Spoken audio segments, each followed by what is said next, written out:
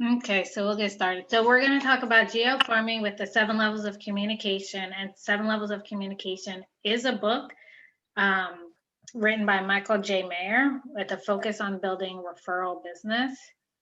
Our agenda for today is I'll do an introduction. We'll talk quickly about farming. If you attended the farming session with Brenda, she covered a lot of how to determine your farm, um, as far as looking at your numbers and picking the area and stuff like that. So I did not recreate that wheel. What to expect from this presentation. We'll go through each level of communication and how it can apply to a farm, questions, and then I'll provide you guys with resources. So my name is Monique Harps. I'm a licensed agent in Virginia. I've been licensed for 3 years in February. I started with EXP in 2018 and then again in 2019. I took a break to go to a small boutique brokerage locally. My professional background includes strategic planning and project management for American Airlines, Aventiv, and ESCA. So I pull a lot on that as far as looking at a strategy for farming. And I have used the 7L strategies to maintain my business while working a full-time job out of state during the pandemic. So in 2020, for 10 of 12 months, I was at training with the Air Force in Mississippi, Florida, and Texas. And I was able to generate 18 transactions by applying some of the methodologies that we'll talk about today. I came home for two times for a total of 2 months where I did 3 deals. I referred 10 out locally and 5 were referred out of state. So I share that just to be like, this stuff works. But I'm just now starting to apply it to farming. So this is all about how you can apply it to farming. And if you even have ideas, once we get into it, please share, and I'd love to add those. So farming, as Brenda said, is just marketing our business to a neighborhood to get so that they would do business with us in the future. She talked about selecting a farm with good turnover, no dominant agent in an area that you like going to, and then knowing your farm, who lives in your farm, what do they do for a living, like what's the demographics, and what are the numbers in your farm as far as how many people, how many homes are selling, like so that you know what to expect for your business. So what to expect for this presentation. It is a bird's eye view of how you can apply the 7L strategies to geographical farming. So don't expect anything different in terms of the actual actions. Maybe additional ways and perspectives to look at the things that people traditionally do when they farm. It is not an how-to guide because each level could be its own class. It could be its own 1-2 hour presentation or discussion, but it is just a help grow our brains to think differently about things that have already been done that work, but just in a different light, which it's designed to help us think of ways to move our neighbors from strangers to friends. So 7L, as I said before we started, it is it's a business novel, so it's written as a story, but it's all about learning how strategies to build your business based off of referrals. And these referrals can come from people starting with your sphere, and then also as you build your sphere through business contacts, maybe through networking, or if you have kids, and they play soccer, you become friends with the soccer parents and whatnot. So if you haven't read this book, I highly recommend that you do, if you are the kind of person. So here are the 7 levels of communication, and please mute yourself. And so at the bottom, there are 2 zones for the 7 levels of communication. There's an informational zone and an influential zone. In the informational zone, that is, if you think about it, it's just us pushing information to our people. It's not really influencing them to make a decision. And then as we move up, we start to get into more personalized contact, and then you enter into the influential zone. And the way I explain the influential zone to people is, if you can use your voice to influence any type of decision, I don't care if it's what kind of candy bar to eat or where to go for lunch, you are in the influential zone. So if you're not using your voice, emails, Facebook, whatever, you are in the informational zone. So we're going to go through each layer and see how it applies or is used in farming, and what we can do differently to kind of have a different spin on things. Any questions so far? If you have questions and you're not, and you're on chat, feel free to put it in the chat box, and I'll try to keep an eye on the bottom of my screen. Okay, so we're gonna start at the bottom of the pyramid. Why should we take this approach? And so the reason I believe we should take this approach is so that we can really focus on, so one assumption I made is that the farm that you pick is one that you live in. So it's so that we can connect with our neighbors and then just get involved in that community, love on that community, appreciate the people, and through that become the real estate agent of choice that they know, like, and trust, right? So our neighbors are more than just clients. They could be referral sources. And then once we know them, we're not just that pretty face on an annoying postcard. And why not build a sense of community in your neighborhood? I know my neighborhood isn't really close knit. They don't really do anything. We kind of all just go to work and leave. So I'd like that to be different. And there's no need for me to go all the way, 30 minutes away and farm a neighborhood that I don't live in. So the first zone and the first level is the advertising level, and it's in the information zone. And in this level, you can kind of see the types of things that are typical. You're not really connecting with the people directly. It's very much something you pay for and hope that they see. One way you can take it and make it more relational, it's maybe your call to action in it isn't like, hey, do you want to buy a house or sell a house? But, maybe in a church bulletin, you say something, you invite the people to an event, or in the newsletter, you're like, hey, we're hosting an event.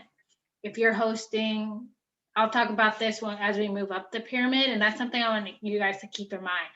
As you move up the pyramid, you'll see that everything together works as a system. And don't try to build it overnight, build one layer at a time or one activity at a time. So, but in the book, the coach tells Rick specifically to stop all advertising because of the cost, and then take that money from that cost and then apply it at layers that are higher up. So our next level is going to be direct mail. So in direct mail, you guys are probably familiar with just listed, just sold, open house invites, right? So with 7L methodologies, we can do those things still, right? But what you're sending out is what is going to be different. So for example, if you're doing an every door direct mailer and you want someone to sell with you, then you can put that on the front, but then maybe on the back, what I plan to do for my farm is to put a list of our upcoming events. And by upcoming events, I'm planning a cookie giveaway, a pie giveaway, ice cream social, community event. Please mute yourself. A community like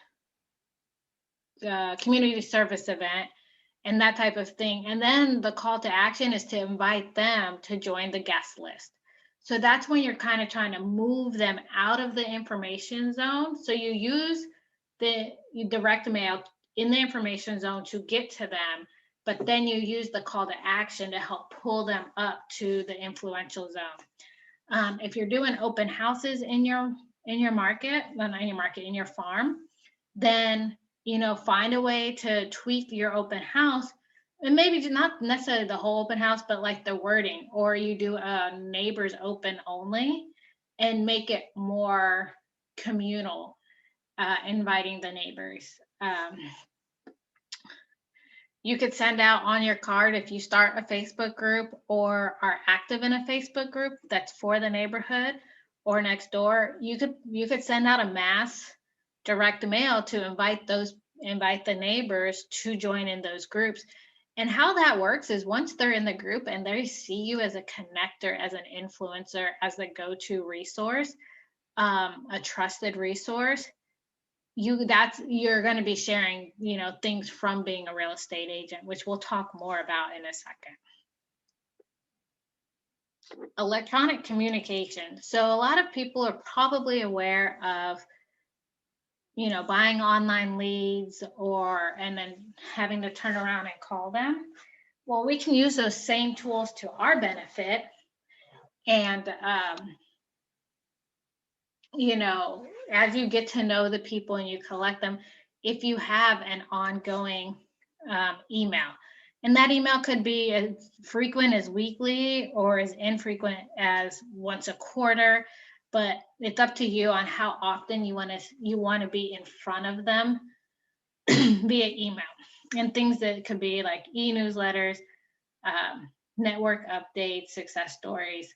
And a success story from the book is sharing, like, hey, like maybe a picture of the family that you just served, and then share how you knew them and how you helped them, and how they appreciate it. How did they let you know that you did a good job? Have they referred you to 6 of their best friends? Did they write you a glaring review? Some are short, some are long, but in the book, it talks about sending them out electronically once a month. So all you need is 12 stories from your career. And if you're a new agent, then don't worry about the 12 stories. Once you get a story, you share that story. And then one day you'll have 12 stories to put in rotation. And then next thing you know, you'll have so many stories, you can pick the best ones. Once again, for Facebook, if you don't have a Facebook group in your neighborhood, like for me, I don't have one in my neighborhood, so I started it. And so now my job is to get people to go there and then be active in the group. And if you have an existing group, your job is to join the group and then be an active participant. If somebody's looking for a painter, find a painter that you just be like, oh, here's one. But as time goes by, you can be like, oh, our real estate team uses Bob the painter. And that's how you let people know that you're in real estate. But then everything else you do in there, if you want to host events, you can advertise them in there. You can invite people from there. You can send direct messages to those neighbors. So building that brings value to you. And then next door is awesome because it easily lets you know who lives in your neighborhood. One thing about it is that people aren't super active on there, so there's a very small portion of the neighborhood, but if you can get some of them, because once you get their name, their address, and their phone number, you're doing really good as far as being able to communicate and move them up the pyramid. So with Nextdoor, what I like is I know who the neighbors are, and I can send a direct message. I will tell you, you can only send 10 a day until you go to Nextdoor jail, and then you have to wait till next day. And so right now what I'm doing is I'm inviting them to what I call the Great Cookie Giveaway, which is like a pie giveaway with Girl Scout cookies. So just be an active member in there, connect with fellow business owners. Network stacking is something that is in the 7 levels of communication, and that's at the top of the pyramid. When you're in there, people are going to say, well, I'm an electrician and I do this, and I'm a house cleaner and I do that. I'm a pediatrician, whatever. You can reach out directly to that person and say, hey, I'm a local agent in the neighborhood and I have a list of vendors we love and I'd love to add you to the list. Are you available for a one-on-one? And that can be Zoom or virtual. I do all mine by Zoom right now. And I kind of like it that way and hope to continue. So that's those 3: advertising, direct mail, and electronic communications. Those 3 are all in the informational zone. Any questions on those 3?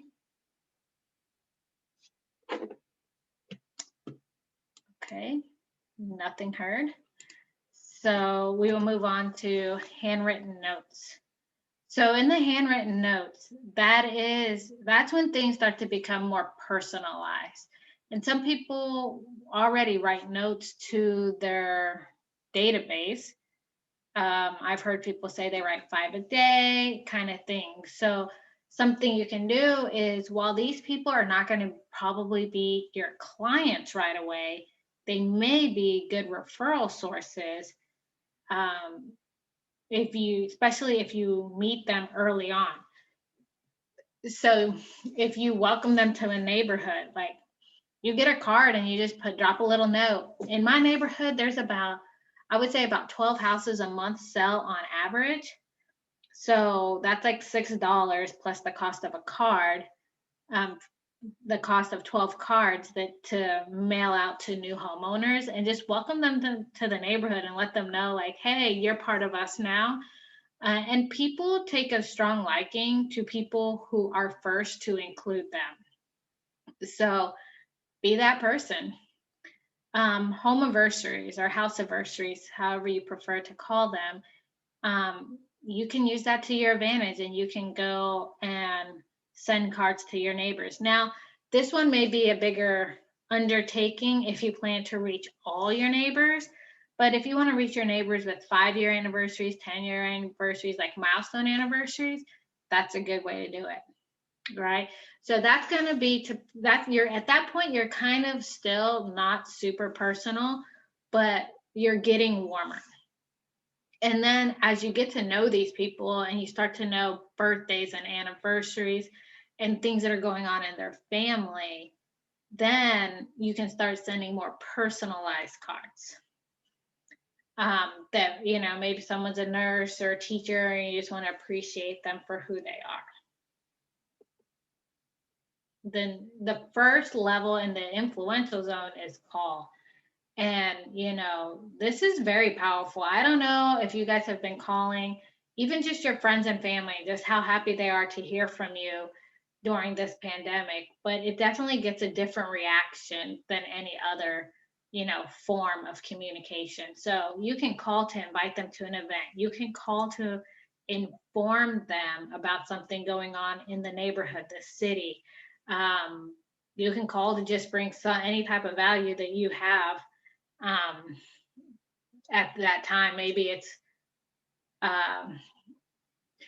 of an event that's going on in the neighborhood or somewhere around, and you're just like, hey, this is very important, we should know about this kind of thing.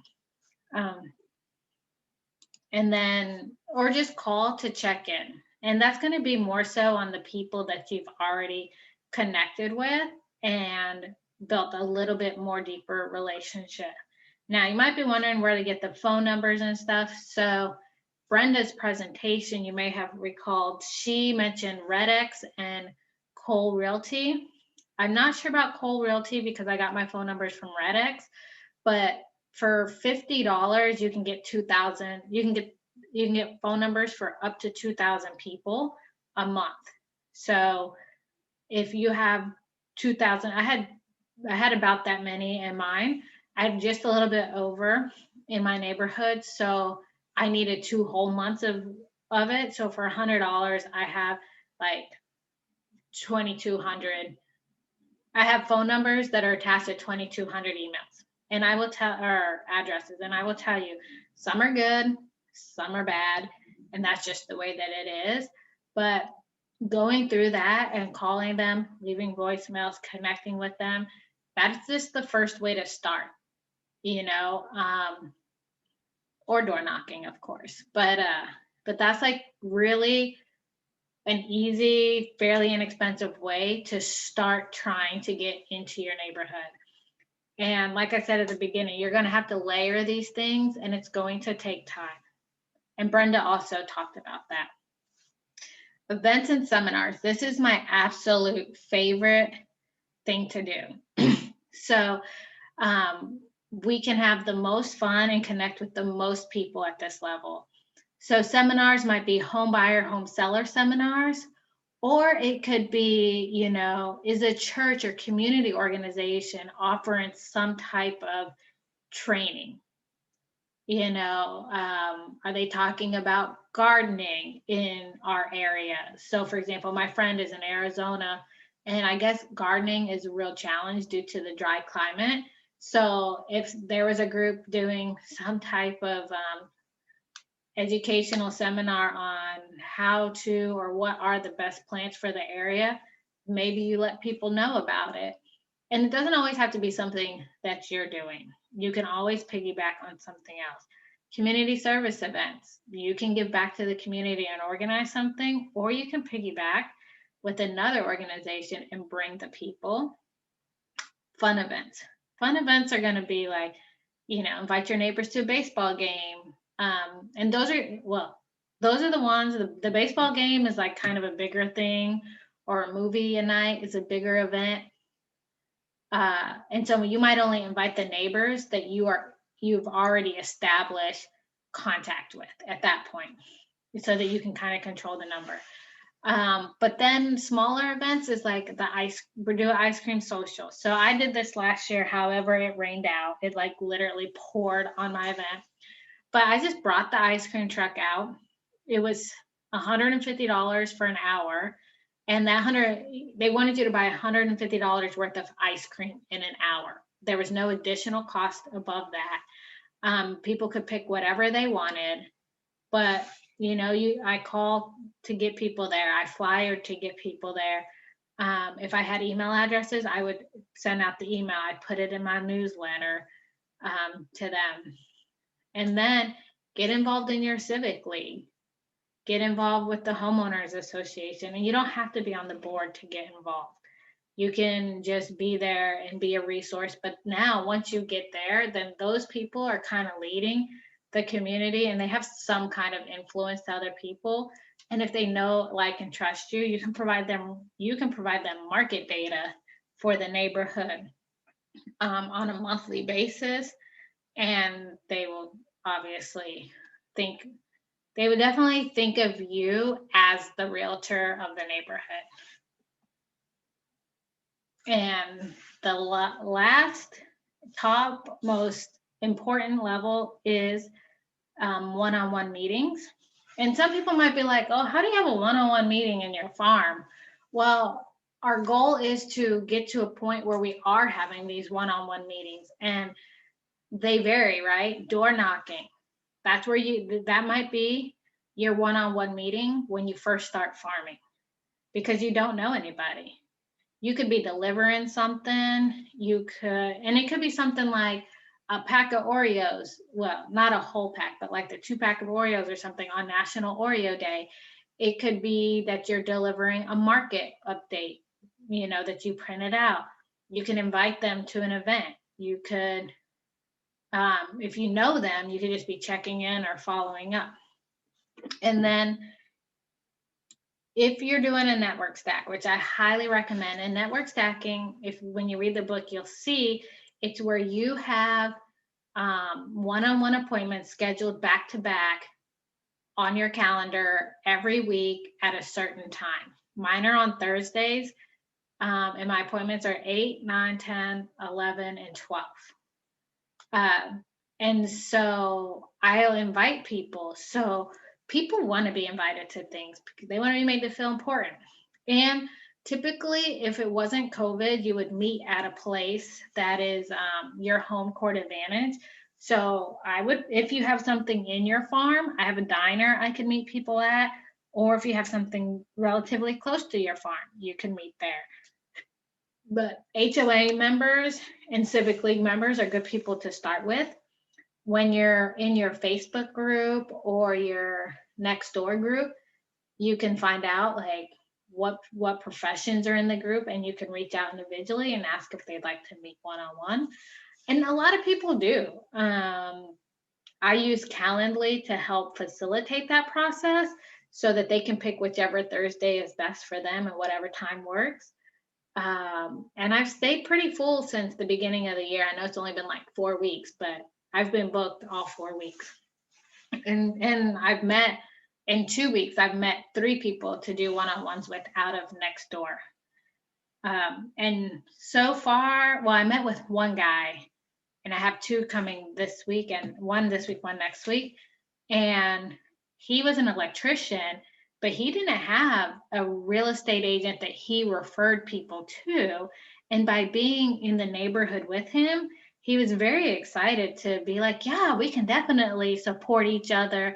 And so I don't know what will come of that, but I already know that I'm not competing with another agent who's asking to be the referral agent. And then as time goes by, is a natural consequence of all your efforts would be client consults. So you'll have buyer and seller appointments. And not only that, but you will have appointments outside of your farm, because these people are going to refer you to their friends and family who don't live there, don't live in the neighborhood. But because they think so highly of you, they're going to refer you in a very positive manner, in which you probably won't have to compete as much as you were competing possibly in the past. I know anyone who's been referred to me, there's only been 2 people who didn't buy with me or sell with me. And one was because they ended up moving into a house that's in a whole nother MLS, like an hour and a half, 2 hours away. And then the other one, we lost it to another agent. So sucks, but it happens, but it doesn't happen as much when they come referred. And then you can just a neighborly invite, as you know, the people, if they want to get together to go walking or running. If you have kids and want to have a play date at the park, clean up in the neighborhood, or just have someone over for dinner or a cookout. That's just another like one-on-one type of thing.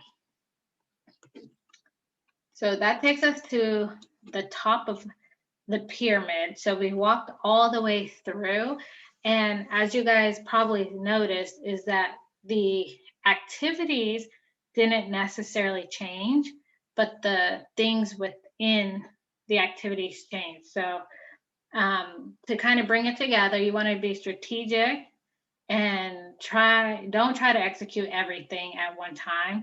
It is a long game, and it takes time and money to build. Don't be so intimidated by the budget, and I'll talk about that more in a second, because there are ways to share the cost with other businesses who have interest in connecting with the number of people in your farm. Be consistency. Consistency is key. We all know that. Do it scared and be imperfect. So does anybody have any questions? Nothing heard. I will send out the recording as well as the PDF to everyone who's on the webinar. So you will also have recommended reading and resources. This book, This Is Where You Belong, by Melody Warnick, is a book, and she talks about moving from Austin to Blacksburg, Virginia, which is, if you know anything about those 2 cities, they're like night and day. And all the things that she did a lot of research too, and went into all the things that you can do to feel more connected to the city. And so that's what she did. There's additional 7L resources, and then resources that you can use to help facilitate some of this that I mentioned. And I left some of them out, but I can talk to them in a second. So I'm going to stop sharing my screen and go to video. Rachel asked if I, in the comments, asked if I was planning events in person right now, or have I adapted to farming mostly online? So my events, I never stopped offering them in person. And the reason for that is because I honor and respect all COVID rules, mask, social distancing, and whatnot. But I also go to Walmart and I stand 2 feet away from people. So I know that people are on the spectrum. There's people who care nothing about COVID and don't believe it's true. And then there's people who are very conservative in their approach. So what I do is I do come and go events, like let's pretend it was hot outside. I could do my ice cream event, or I'm doing a cookie giveaway now. So my cookie giveaway, they will come to my driveway, pick up their cookies, and then go back home. But it gives me a chance to meet them and connect with them in the what's it called? During this time in COVID. Does that make sense? You can come off mute if you want, Rachel. Yeah, that totally makes sense. I was just curious because I know a lot of people are doing it in different types of ways. So thank you. Yeah, I just like, I got like Zoom fatigue, and everybody was going that way, but there were still people who are willing to come out. So I give them the option to come out. If they say no, it is okay with me. There's a program, Michael Mayer, the author of the book, has a program called Event Mastery. And I'm going to talk to this just a little bit more because it'll help more with the referrals. And so I actually have 4 events planned for the year. All of them are pretty much the same concept of come and go. I did one in last week on the 19th on Tuesday. So we sent out the invitation. We gave away popcorn from Pop Culture Gourmet Popcorn in Norfolk. And so we invited people there. I did it with Don Dago, who's on this call. We invited probably 300 people. 39 people RSVP'd, 8 people showed up. But we had a door prize entry form. And on that door prize entry form, we asked for referrals, lead generating questions for ourselves, our lenders, our sponsors, cleaning, photographer, whatever. And we'll say, like, one is, are you thinking about buying or selling? We had 4 people say they were thinking about buying or selling, and 3 people referred someone. We said, who's the next person who's going to move, right? So, and our sponsors, we had 3 sponsors, credit company, and inspector, and a title company. And they split the cost of the event. So they each paid $22 each and gave us a $50 door prize. Now, if you don't pick up your $50 door prize, I don't chase you down. If you follow up with me and you come and get it, you'll get it. But if you don't pick it up, I'll use it at the next event. And so that's why the events are kind of important, is because that's where we're asking for the referrals. So for my cookie giveaway with my neighbors, I'm calling, I'm leaving the voicemail, inviting them, but my questions to them are you a renter or a seller? Are you looking to buy or sell this year? If you're going to do anything in the future, do you already have an agent that you would work with? Can I keep in touch? Because at that point, I'm inviting them to all of the stuff at that point. So they're giving me permission to stay in contact. And then, is there anything I can do to help you today? And that's just to come from a spirit of generosity. And over time, so the popcorn was for my sphere. And so that's why I had 2 this quarter. But that's what the cookies are for. I don't even care if they come and get the cookies, to be honest with you. It's all the touches, because there's like 4 touches for invitations prior to the actual event, once they're in the system. So next year, let's say 30 people, like I get to 30 people. Well, those same 30 people are going to be invited to the ice cream thing, and they're going to get 4 invitations instead of the 1 that they got the first time. So I'm going to be in front of them all the time, not in a way where I'm saying, do you want to sell a house? Do you want to buy a house? Kind of thing. And we're always lead generating for our sponsors. So our insurance company will have a question, or our photographer will have a question, cleaning. So just whoever supports us, we support back, and we bring it back, and we share those leads. Yeah, and a lot of the information, like for the house anniversary, you can get from your MLS in the public data records. And then I talked about the funding, the paying for it. So as I just shared in our event, what we did is we asked our sponsors to contribute $1 per person up to 100 people. And I think I've only one time had one person tell me no. And he said he just didn't think it was a good event for his business. He was in insurance. I had somebody else tell me yes in insurance. So so that's one way. Don't be greedy with it. Don't go in there and be like, hey, I need $4,000, unless you already have a relationship with your sponsors and you're going to be able to bring that value back. Just because that's just healthier for the relationship, I think. So, Dawn, do you got anything to say on this? Because I know we've talked about it before. Not at the moment. I've been working on the computer on some of the things that we were discussing, though. Okay. Working on these boundaries and stuff. Okay. Yeah. Jennifer Moore, Jennifer Camp, Dan, Samantha, and B. No, very interesting. No, I appreciate it. Okay. Kind of new to me, but it's very interesting. I'd like to know more sometime about the next door opportunities and how to, as a new agent, I'd like to get more involved there because our next door is pretty active. Yeah. So my advice to you is just go ahead and get on Nextdoor, because I'll tell you, there is an agent who bought advertising space, and I know who it is because he's the broker of the company I went to and then came back to EXP. So he advertises on there, but he's never active.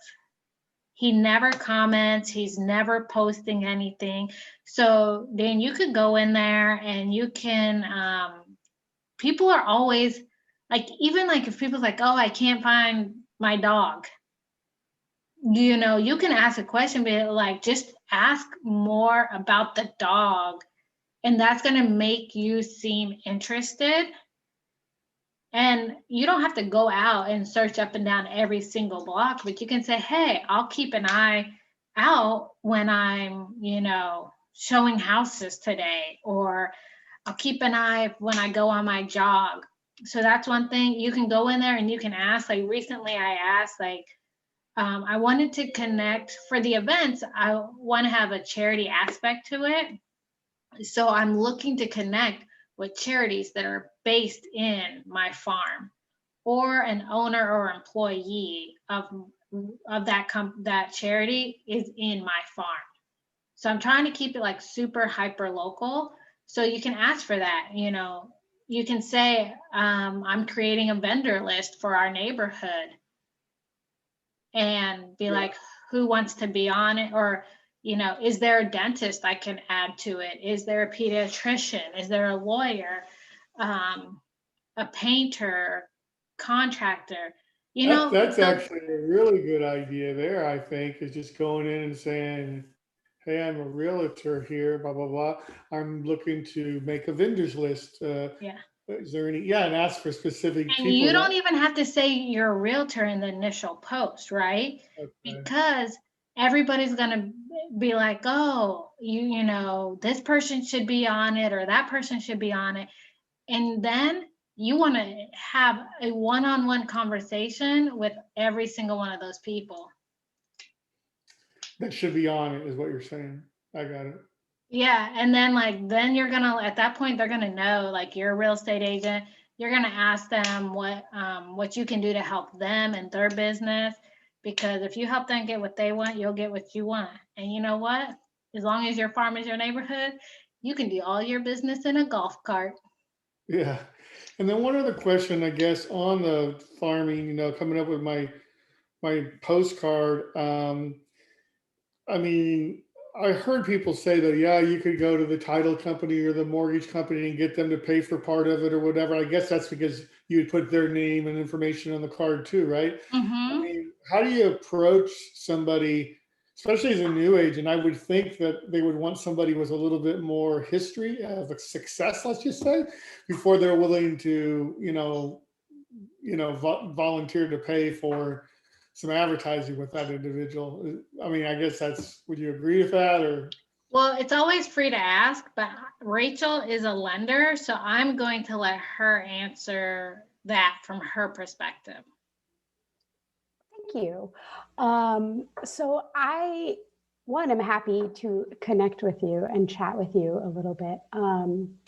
But I think it depends on the potential that they see in you, right? So it doesn't necessarily matter how new you are, because it's a longer game, right? You're not just going to get in there and get all the referrals. You have to put in the work. But if you're willing to put in the work and your referral partners see that, then they're going to want to work with you and help you, because that's just the nature of the industry. So if you want to chat with me, I'm happy to kind of connect with some of that. We definitely do marketing in my company and some joint marketing and stuff like that. So okay, thank you. I appreciate that. And how do I get a hold of you real quick? I'm gonna put my name, email, if that's okay. My name, email, and phone number. Okay, I just wanted to check. So if anybody wants to connect with me, please feel free to reach out. Yeah, and then Dan, I think if you have a plan, right? If you go and you're just like, hey, I need you to pay, $2,000 for some postcards. Well, they're gonna be like, well, what? And when I send the PDF of the slides to you, I put a lot of more detail in the comments.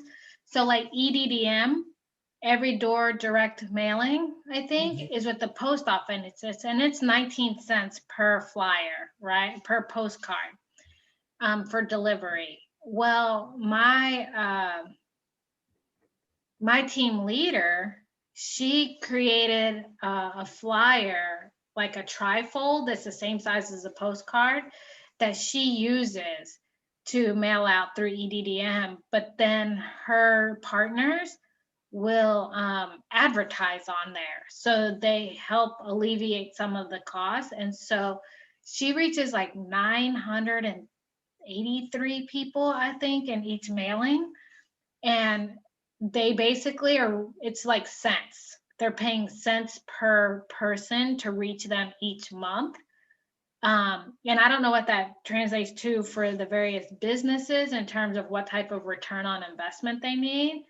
But if you think about you as an agent and then the lender, I know the lenders, I think they told me they make sometimes about half as much as we do on a deal. So if you can at least close 12 deals a year out of that farm based off of just reaching 1,000 people every single month, then that's probably more than their money's worth.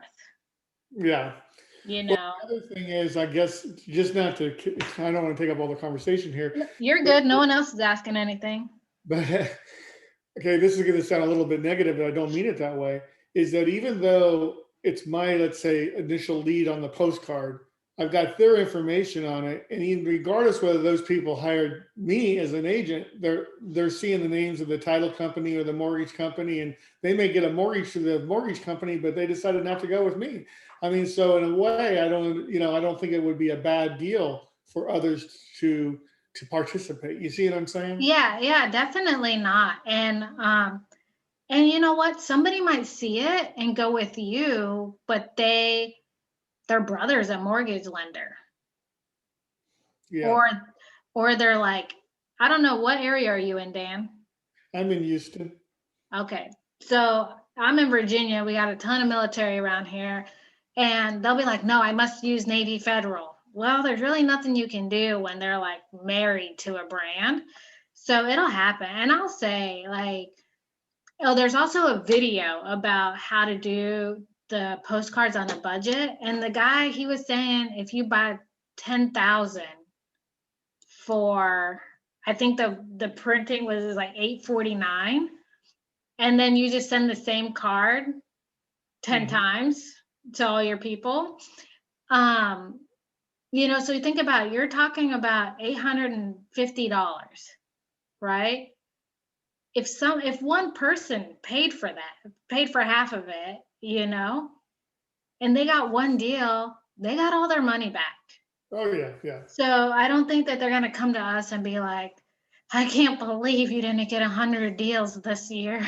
Yeah. And just having that plan and being able to show the potential, as Rachel said, for the return on the investment. And then for events, it can be that much cheaper. So like I said, no one has ever told me, well, besides that one guy who said, I don't think it's a good fit, they're like, oh, that's it. When I asked for $1 per person and a $50 door prize. Yeah. So now as you build it out, over time, you're going to build it out. So let's say you started with making the phone calls. So, and your farm was 2,000 people or less, right? Mm-hmm. That's going to cost you $50. And then all your sweat equity to pick up the phone. Mm-hmm. Now, if you didn't have $50, you can door knock, which costs you nothing but time. No, I already got RedX, so but you get what I'm point. You start in one place and then build it up, and then go to the next level, and then you have something to show as well. Mm-hmm. Yeah, no, I like it. I like it. Okay. So, and then if you haven't read 7L, definitely read it and get connected to the community on Facebook. It's called Generosity Generation. Also it'll be in your notes. But there's a lot of ideas that people are using to be in contact with their people. Mm-hmm. And they mostly talk about, in that group, we're mostly talking about how to, connect with our sphere through acts of love, appreciation, and generosity.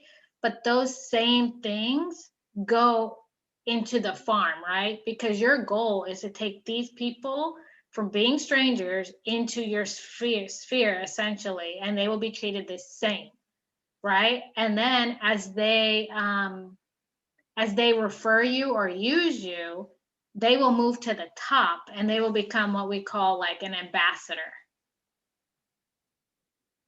And so even if you were able to get, me and Dondego were talking about this the other day, in my farm, 138 houses sold last year. And they've sold consistently 130 houses or more since 2010. If I were to get a third of that, right, just on the listing side, we'd be over 40 houses. Now, when you're working your business to get referrals, right? So now I got those 40 houses, but of those 40 people, I'm also working to maybe relocate them. So maybe a referral out of state, or I'm helping them buy somewhere in a different, outside of the neighborhood or in the neighborhood. But then also I'm trying to get them to refer people to me who work with them, who go to church with them, who go to parents of their kids' friends. Like, so you could like grow it pretty big on just like moving these people up the pyramid. And you can do it with a golf cart. Yeah. That's my goal in life, by the Did way. you say that you're going to email out all the notes or the slides? Yes. Yep. Okay. I will email the slides with the presenter notes, and there's plenty of links in there for resources. All right. Thank you. And then get involved, like applying 7L to farming will make a lot more sense once you like read the book and been around the community. So that'll be helpful. Mhm. Brenda, you jumped in here a little late. Did you have any specific questions?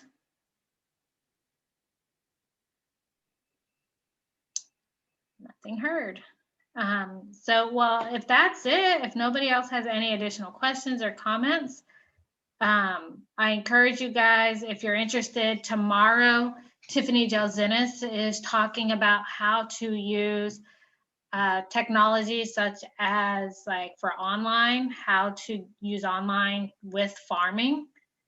I mean, there's just so many tools these days. So I'd encourage you to go ahead and check that out if your schedule permits. I will tell you, she does not record her presentations nor send out any slides. I don't even know if she'll have slides, to be honest, but I know she doesn't send them out. Is that the same link, or how would we register? I'll for that? get you the Eventbrite so you can sign up for that. Cool. Thank you. So, and then just keep an eye out, and maybe I'll do this a couple times because like I said, this is something I'm just now starting. I've been planning and strategizing, but now execution is starting. So I hope to have some good feedback, at the end of the year, if not midway. So, but yeah, if that's everything, thank you guys for coming, and I hope to see you guys around the Generosity Generation. Thank you very much. Bye. Bye-bye. Thank you. Bye. Bye.